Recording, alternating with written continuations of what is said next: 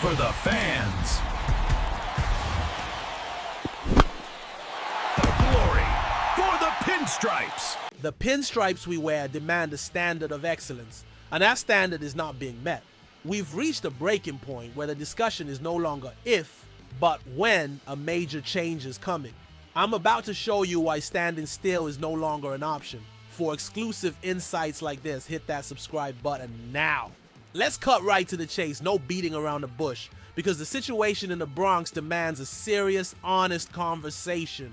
The question hanging over all of us, the one every single one of us from the bleacher creatures to the fans on the couch is asking is this: is it time for the Yankees to fire Aaron Boone?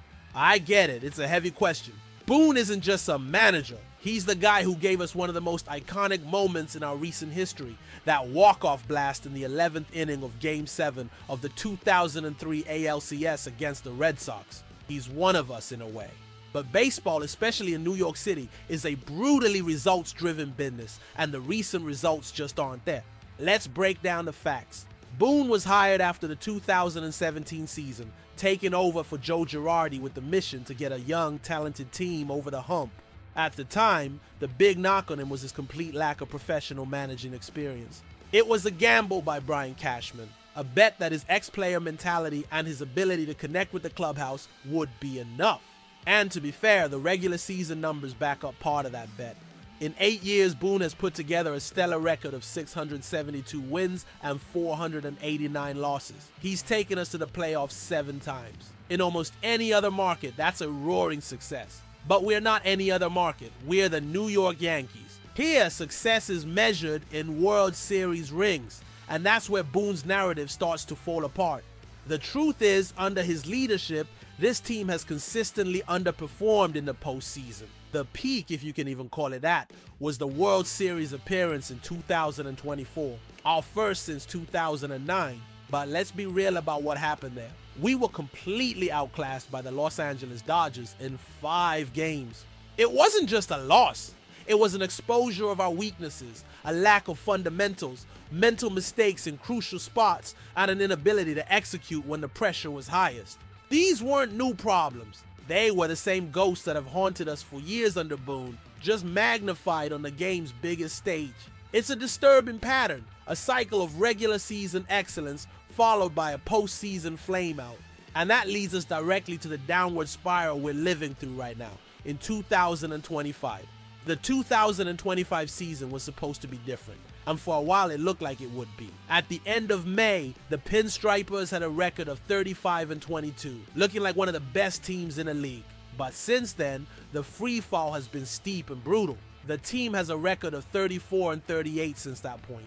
That's a losing ball club for nearly 3 months. We're now sitting with an overall record of 69-60, looking up from 3rd place in the AL East.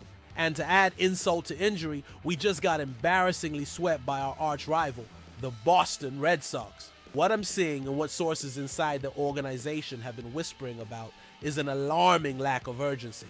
There seems to be a complacency that's set in, a passive acceptance of mediocrity that is completely foreign to this franchise. Where's the accountability? When a player makes a fundamental mistake, there's minimal public pushback. When the team plays with no energy, the excuses are always the same. Boone's message, after 8 years, seems to have gone stale. The voice that was once seen as a positive change-up now feels like it's no longer connecting. The question the front office, Hal Steinbrenner and Brian Cashman, has to be asking themselves is if Boone is still the right man to get the most out of this roster. His seat isn't just hot, it's scorching. Maybe, and it's a big maybe, a miracle turnaround and a deep run in October could save his job. But let's be realistic. Based on what we're seeing on the field, that feels like a fantasy. Unless he's bringing the commissioner's trophy back to the Bronx, anything short of that might be the end of the road. Aaron Boone's legacy as a Yankees player is forever secure, but his legacy as a manager is being defined right now by this failure to get over the final hurdle and the apparent inability to instill the discipline and grit needed to win when it matters most. The evil empire can't be complacent, and the feeling is that under Boone, complacency has become the norm.